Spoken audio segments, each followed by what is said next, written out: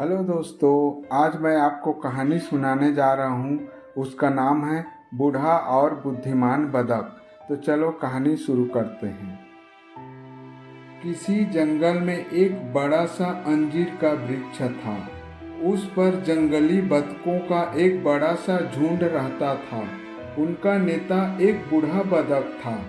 उस वृक्ष की जड़ में से कौशाम्बी की एक बेल उगने लगी। उस झुंड के बूढ़े मुखिया का ध्यान उस पर गया। उसने सोचा कि यह बेल अवश्य ही किसी दिन हमारे दुर्भाग्य का कारण बनेगी। इसलिए उसने बतखों से कहा कि उसके छुटपन में ही वे इस बेल को उखाड़ डालें। लेकिन बतखों ने उसकी सलाह पर ध्यान नहीं दिया।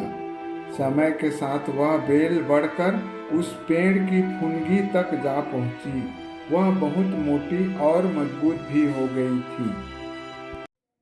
एक दिन जब सारी बतखें खाने की तलाश में बाहर गई थी, एक शिकारी वहां आया।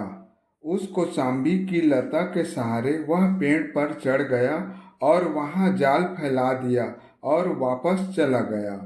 रात को बतखें घर वापस आई।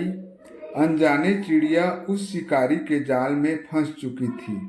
यह देखकर बूढ़े बतख को बहुत दुख हुआ और क्रोध भी हो गया।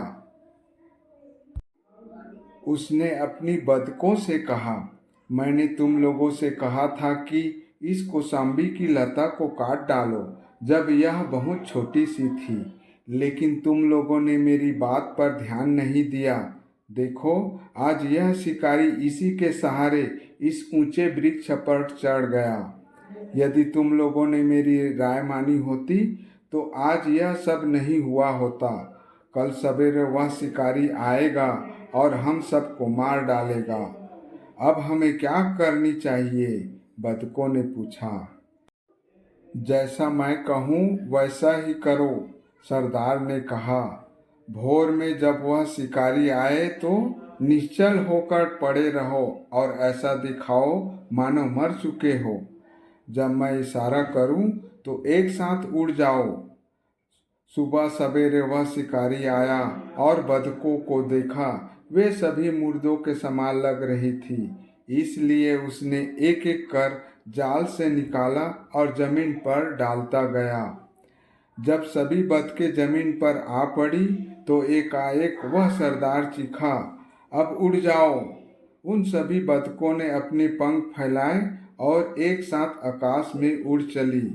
शिकारी आश्चर्य से देखता रह गया, परंतु वह कुछ नहीं कर सकता था।